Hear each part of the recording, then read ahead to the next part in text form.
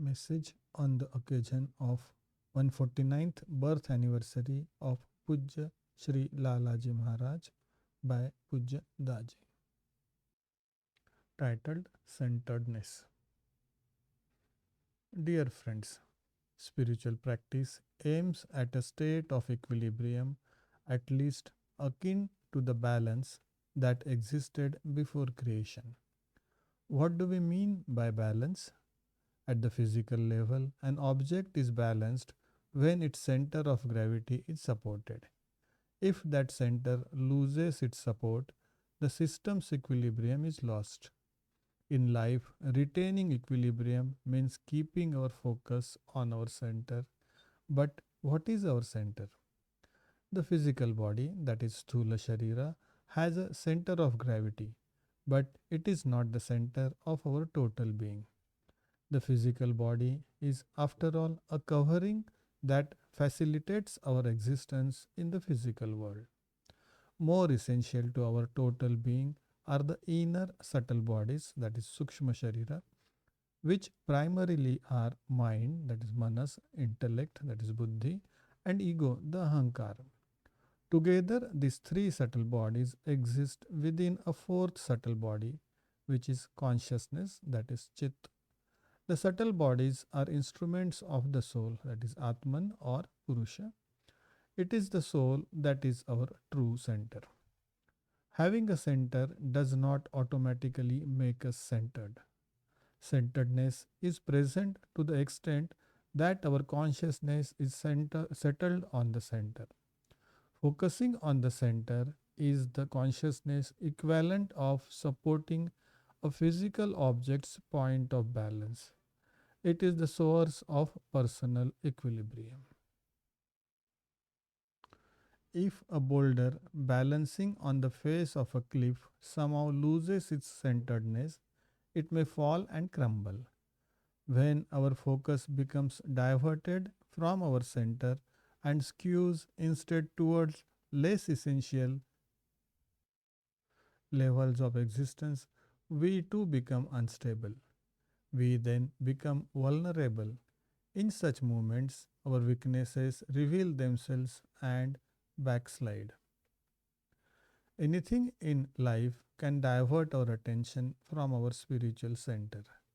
The most blatant culprits are desires. But even our rightful duties can divert and destabilize us if we allow them to. A normal life, with its numerous responsibilities, is like a planet orbiting many suns. It is pushed and pulled by many gravitational centers. We become lost in life's incessant movement. Yet, is the solution to the problem to turn away from the world? Long ago, Lord Krishna introduced the possibility of performing worldly duties while remaining equanimous and well established in yoga, given in Srimad Bhagavad Gita chapter 2 shloka 47 to 50. Sahaj Marg may be understood as a practical expression of this idea and the means by which it is achieved. On January 12, 1946, Revered Lalaji intercommunicated from the brighter world and shared a Persian couplet with Revered Babuji Maharaj. नामी गोयम की आज दुनिया जुदा बाश बाहर करे की बाशी का खुदा bash. Meaning, I do not ask you to be away from the world, only to attend to everything with a conscious idea of the divine. This message is a prescription for balanced living. It describes the engaged centeredness that is achievable through Sahaj Marg, which is those days are undergoing its process of crystallization into the system we also know today as heartfulness. The essence of Sahaj Marg is the transmission we receive from the heart of the Master, infusing us with divine consciousness. Helping us retain the consciousness is the individual daily practice of Sahaj Marg. consisting principally of meditation, cleaning, and prayer. Each morning in meditation, we adjust and attune ourselves to re-establish centeredness. The evening cleaning wipes away the seeds of future distraction, which would otherwise spoil the conditions bestowed upon us. Finally, at bedtime, we face ourselves and assess our actions, prayerfully setting our intentions for the next day, thereby creating a field of spiritual possibility. The total effect is centeredness. Meditation frees consciousness. Consciousness is the conduit between body and soul. In the waking state, it reaches out toward the physical periphery of being.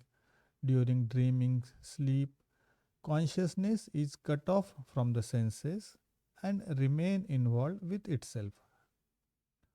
In deep dreamless sleep, consciousness withdraws and rests in the soul.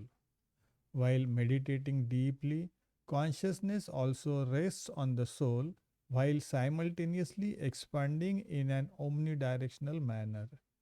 It partakes of both wakeful alertness and the profound centeredness of dreamless sleep.